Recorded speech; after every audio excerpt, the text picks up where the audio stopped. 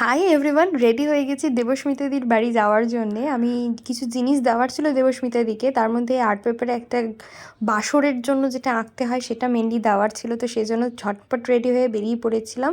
তার কারণ দেবস্মিতাদি আজকে মেহেন্দি পড়বে, বাড়িতেই কোনো অনুষ্ঠান সেরকম ছিল না, শুধু মেহেন্দিটাই পড়বে। তো গিয়ে দেখলাম অলরেডি মেহেন্দি পড়াতে ওই দিদিটা চলে এসেছিলো, মানে যে মেহেন্দি পড়াতো। ভীষণ সুন্দর মেহেন্দি পড়িয়েছে, তোমরা অবশ্যই কমেন্টে জানিও কেমন লাগছে দেখতে। ভীষণ পছন্দ হয়েছিল আমাদের। আর আমি যেটা বানিয়েছিলাম সেটার রিয়াকশনটা দেখো। দারুণ আছে, দেবুকে পুরো দেবই লাগছে। তোমাদের কেমন লেগেছে সেটা অবশ্যই জানিও। তারপরে তো আমরা একটু আড্ডা দিলাম, আর দেবস্মিতা দিয়ে ওপরে চলে গিয়েছিল ছাদে, মানে ভিডিও ফটো এসব নেওয়ার জন্য।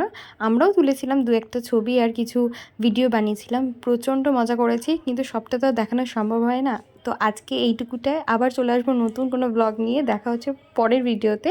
বাই।